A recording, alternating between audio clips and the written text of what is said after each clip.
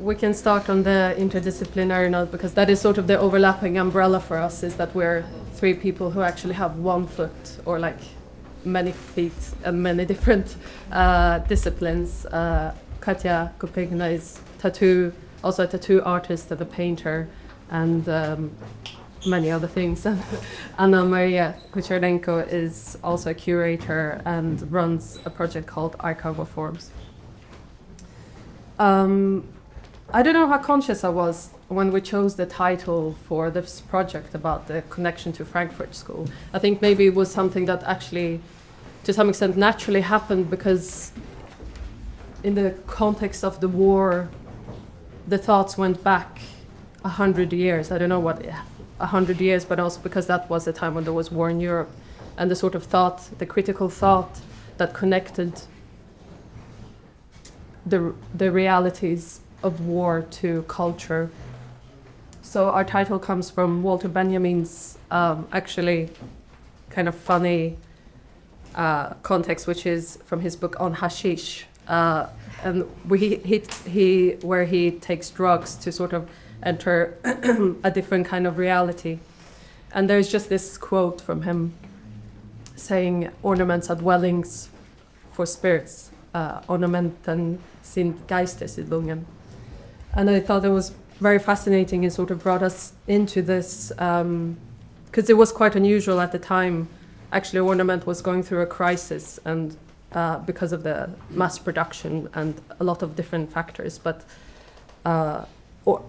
Walter Benjamin and Siegfried Krakow were two figures at the time who actually saw some very important and valuable lessons to be learned from Ornament. And yeah, exactly in this sort of surface manifestations in our everyday life. Because this On Hashish, although it was published quite late, it did inspire a lot of his later works, like the Arcades project, because it tied into the ways in which the surface manifestations or the everyday objects that we're surrounded by actually have this other dimensions behind them, which we can access. And I'm gonna make like a little philosophical interlude and just read a little passage from the philosopher Bernard Stiegler, who was, I guess, a contemporary voice of the Frankfurt School. And this is from a speech that he wrote, or I think maybe it was actually published in Le Monde in 2003, following the election of Le Pen, or semi-election. He didn't quite make it in 2002 because he was shocked by the developments. And this is a kind of call to arms, which I, in some ways, recognize here as well by revisiting the Frankfurt School. The political question is an aesthetic question. Reciprocally, the aesthetic question is a political question. I use the term aesthetic here in the broadest sense. Initially, aesthetics signifies sensation, and the aesthetic question is one of feeling and of sensibility in general. I maintain that it is necessary to pose the aesthetic question again and its relation to the political question in order to invite the artistic world to again take on political understanding of its role. The abandonment of political thought by the world of art is a catastrophe. I obviously do not mean that artists should commit themselves. I rather mean that their work is at its origin engaged with the question of sensibility of the other. Now, the political question is essentially the question of the relation to the other in a feeling together, a sympathy in this sense. The problem of the political is to know how to be together, live together, put up with each other across and on the basis of our singularities much more profoundly than our differences and beyond our conflicts of interests. Politics is the art of guaranteeing a unity in the city in its common desire for a future, its individuation, its singularity as becoming one. But such a desire supposes a common aesthetic ground. The being together is that of an ensemble of feeling.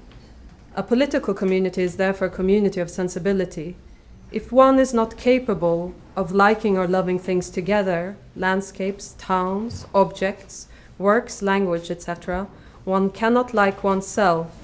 Such is the sense of philia in Aristotle. To love oneself is to love together things other than oneself.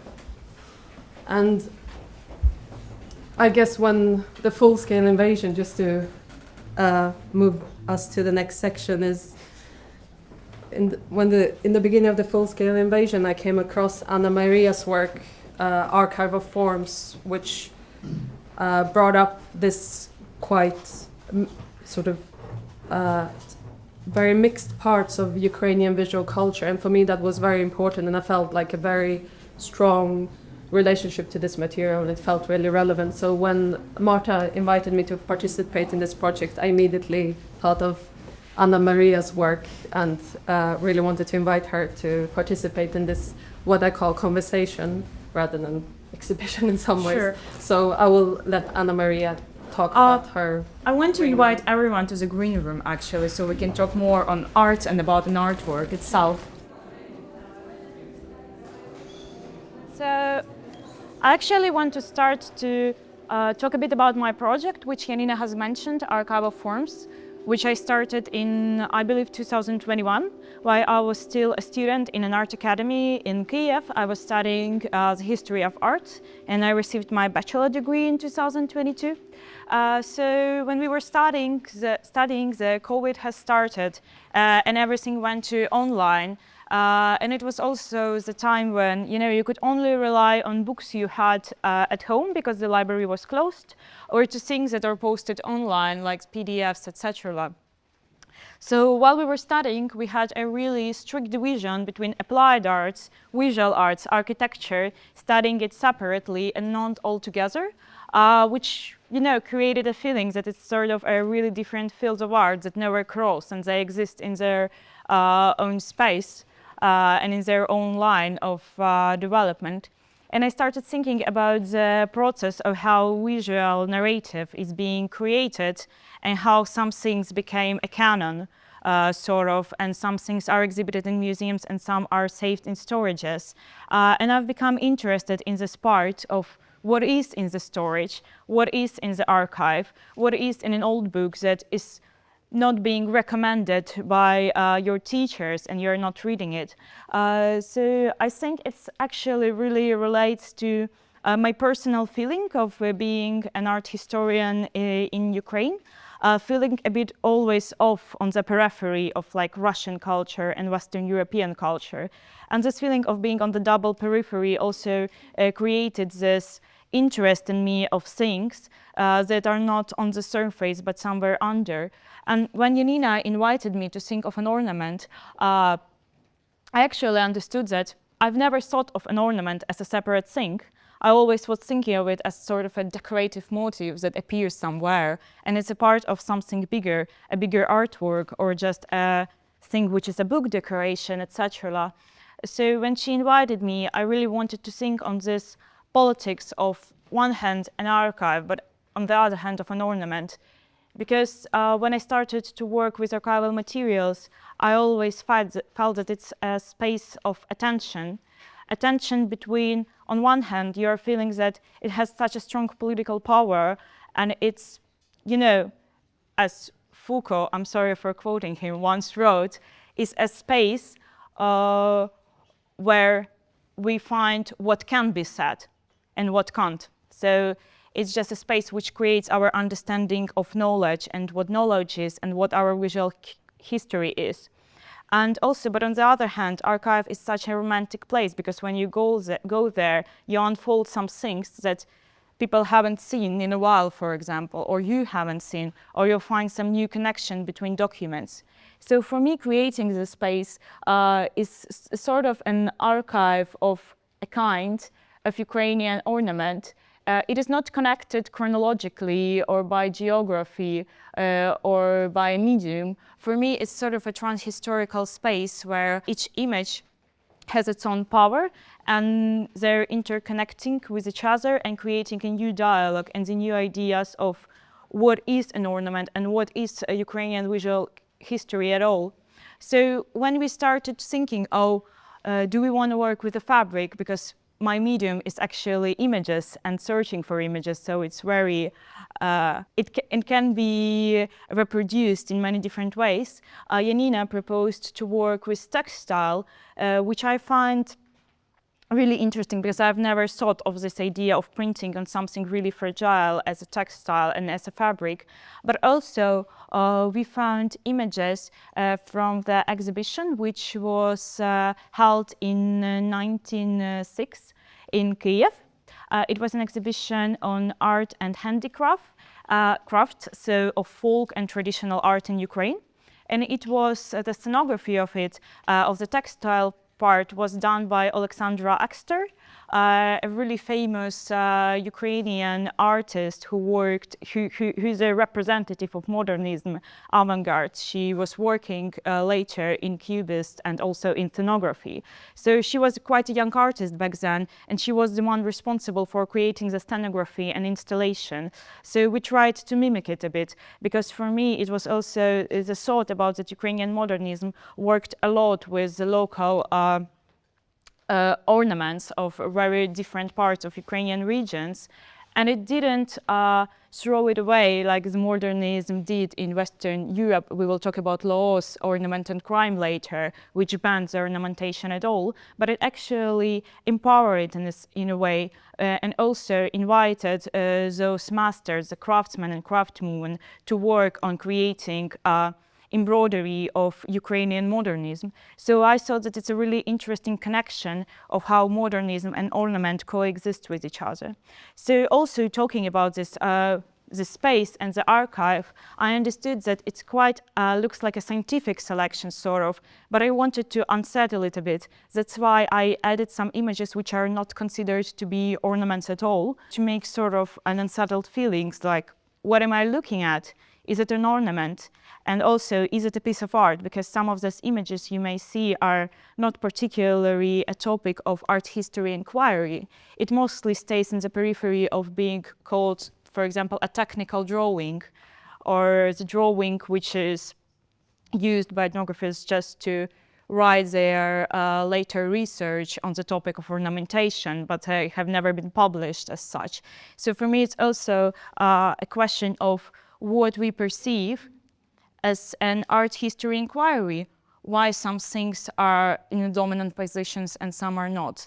So, for example, a few years ago, when I was still studying in an art academy, we went a lot to the Saint Sophia Cathedral in Kiev, which is one of the oldest cathedrals in the Byzantium style in Ukraine. It's a giant cathedral which has original frescoes and mosaics.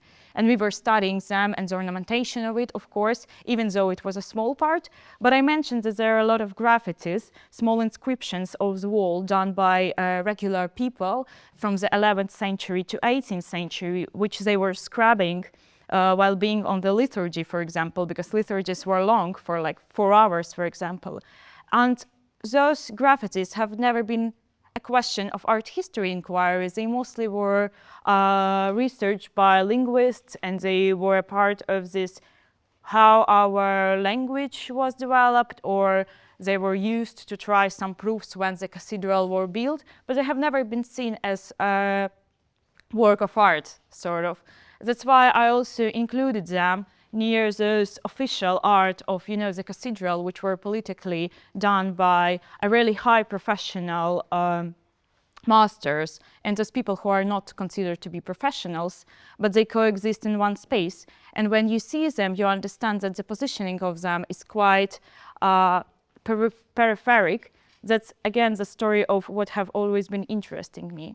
But also, when I think about this room, in the small corridor, which unfortunately I can't invite all of you because it's so tiny, there is a risograph prints, but also the found objects, the found paper, which I will go there, maybe someone will be able to go with me. As a person who works mostly with books and printed materials, and also the person who is mostly interested also in the history of design and like what's the difference between design and art, like why there is such thing that we make this division, I found some quite interesting pieces of papers which were embroidery patterns done by Lyubov Panchenko. She's an artist from Ukrainian 60s who died as a result of Bucha occupation in 2022. So I found those embroidery patterns which were done in the late Soviet times. In 1990 it was published. When I think about it, it's a crazy amount of copies, 25,000 of them. So people were buying them just to create embroidery. There was a small text on them which told that ornamentation is something you can use to decorate everything, every surface. And I found them so fascinating because they look quite naive on some hand, but on the other hand, I found it terrific how similar they are to those Soviet-created ornaments which resembled Ukraine. And I understood that this politics of ornament lies in the fact that, for example, during Soviet times, Ukrainian ornament became such a perverted thing because it wasn't a regional ornament of one particular region. It was something, such a uniting things, which combined some Baroque motifs with some flowery motifs, and that ornaments have never been a part of organic, what we call now traditional cultures. They were done in a very political way to create a new idea of Ukraine as such, as a territory, for example, and it was used for decoration of also various even walls, frescoes, etc., but also in embroidery. If you will walk after this room, you will see the image, which is a towel done in 1957 by a local artist in Sumy region. What for me is really sad is that the person who was doing the catalog where this towel was printed didn't mention the name of the master. But the thing is that the towel is called Our Army. It has a Kremlin in the city center, in the center of the ornamentation of the towel, a lot of tanks, a lot of airplanes, and it was done by a local master who was doing the traditional ornamentation. So I felt how the ornament can be used as a political tool and a political thing, and how the traditional culture also meets this new political requirements. But the thing is, it's that also, on the other hand, in this room, you will see how Ukrainian modernism, which was banned in 1930s, if we say it like in a nutshell, it was stored in the archives and storages and was sort of almost forgotten for quite a long time. That's why we have this interrupted modernist tradition, which has never ended, to tell the truth. But in the 1960s, there was an ability to find some of those forgotten visual motifs. For example, a triangle fruit signs, which were done by Vasil Khrushchevsky. Also, it was popularized by Narbut. And here we may see Vasil Yermilov, a really important artist for me, who was also working with this motif, but also how the cover of the magazine, which was called Archives in Ukraine, or Soviet Archive, or Red Archives. They had a lot of names during their existence. Basically, the archive that stored and didn't allow people to see this visual culture using this symbol on their cover, which made me so embarrassed and made me think how powerful this thing can be, and that how this citation of modernism was done without any analysis and thinking. It was just like you are taking something up from the archive and you're repeating it, even though you have banned it. And I will try to sum up a bit now and also tell about another important part of this work. Because for me, I really wanted to create a space where images speak for themselves and where you can see how images from different sources are interacting with each other, how our eye is working basically, and how iconology can be challenged, and how the idea of what our visual culture is can be constructed in many different ways. But also I decided that I should add index and captions to each of the image. And when I was working on this text, which is a part of this room, exposition, I realized that it also creates a sort of ornamentation, because this text is such a repetitive thing. The way you do the index is such a repetitive thing, but also how different the understanding of each image becomes when you see where it comes from. And when you group it all together, you understand how much of those images were used for a very various reasons and presented in such a different books, printed materials, and archives, which were creating a very specific narration, and how we can challenge them by just putting them together. So I think that I would like to invite you to the pink room, which is on the other part, and to give a word to my other colleagues. In the pink room, speaking with Marta initially, and we sort of discussed this text with the Adorno text, which talks about reconsidering the sort of theoretical bottleneck that Adolf Loos sort of represented in the history of ornamentation in Western Europe. And of course, it's easy to say that it's all about, it's not about his essay really, it's about the sort of what was happening around the time to the idea of ornamentation, and how it entered into this sort of crisis through a lot of different paths. But then there is obviously also the consequences which lead to a sort of, in some ways, wholesale rejection also of ornamentation through then Le Corbusier, and the spread of the sort of clean, sort of non-ornamented surfaces that happened through his architecture throughout the world, and the Soviet Union as well.